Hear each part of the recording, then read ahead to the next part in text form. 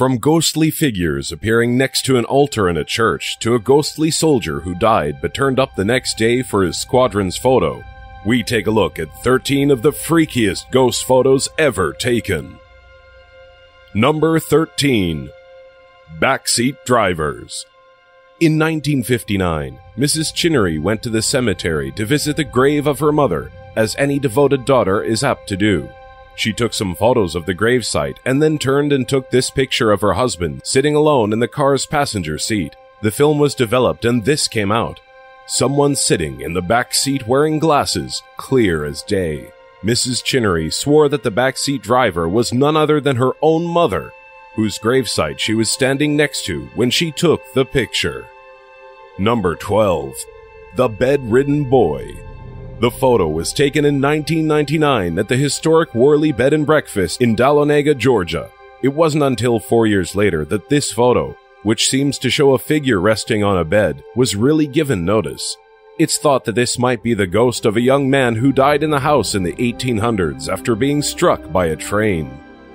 Number 11. Queen's House Staircase. Ralph Hardy, a retired clergyman from White Rock, British Columbia, took this now famous photograph in 1966.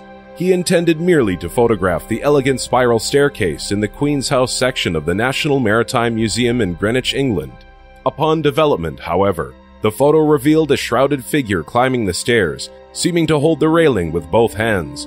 Experts, including some from Kodak who examined the original negative, concluded that it had not been tampered with. Number 10. Ghost in the Burning Building. On November 19, 1995, Wem Town Hall in Shropshire, England burned to the ground. Many spectators gathered to watch the old building, built in 1905, as it was being consumed by the flames. Tony O'Reilly, a local resident, was one of those onlookers who took photos of the spectacle with a 200mm telephoto lens from across the street. One of those photos shows what looks like a small, partially transparent girl standing in the doorway. Number 9. Grandpa's Ghost.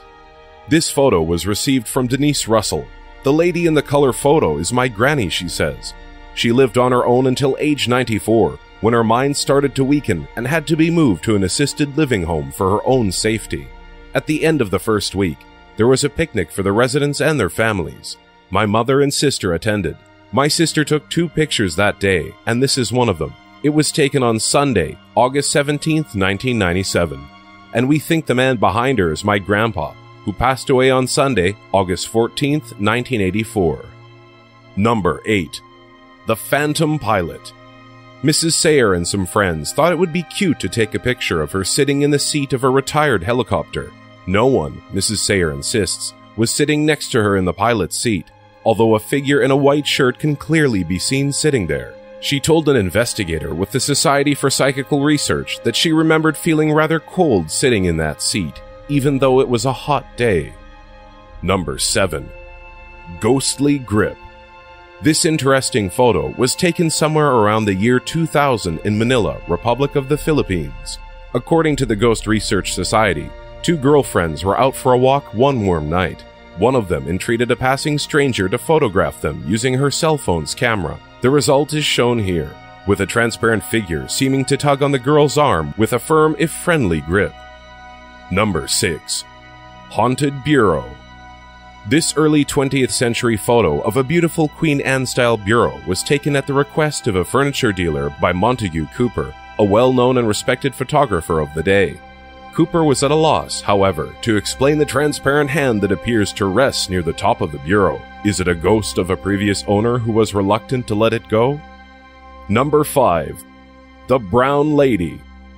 This photo was taken in 1936 in Raynham Hall in Norfolk, England, by 2 photographers of Country Life magazine. Raynham Hall was long reputed to be haunted by the ghost of Lady Dorothy Townshend, who died in 1726. The ghost had been seen on many occasions throughout the years when it was spotted descending these stairs by the Country Life photographers, who quickly took a snapshot. Number 4. Freddie Jackson. Freddie Jackson was a mechanic in the Royal Air Force in World War I. Freddie Jackson's squadron served on board the HMS Daedalus. Freddie Jackson was killed in 1919 when an airplane propeller hit him. 2 days later, when the squadron assembled for a group photo, Freddie Jackson faithfully showed up, grinning behind the ear of a fellow comrade. Guess nobody bothered to tell Freddie Jackson that he was dead. Number 3. The Hampton Court Ghost. This one became fairly well known after it was released in December of 2003. Hampton Court, near London, was one of Henry VIII's favorite hangouts. A fire door inside the castle kept being opened when no one was supposed to be around. Guards checked the security camera's videotape and spotted this figure in period costume walking through the door. Castle personnel swear they don't know who did this, noting that they don't even have a costume that looks like this. Number 2. Ghost in the Choir Loft. In 1982, photographer Chris Brackley took a photograph of the interior of London's St. Botolph's Church, but never expected what would appear on the film. High in the church's loft, seen in the upper right-hand corner of his photograph, is the transparent form of what looks like a woman. According to Brackley, to his knowledge, there were only 3 people in the church at the time the photo was taken, and none of them were in that loft. Number 1. The Newby Church Monk. Reverend K.F. Lord took a picture of the altar at his church in New Yorkshire, England, and this is what came out. The picture and the negative are said to have been thoroughly examined by photographic experts, and they can't find any evidence that this was either a double exposure or artificially altered. The thing is calculated to be standing 9 feet tall, and no one's found any record of a monk that humongous ever being at Newby Church.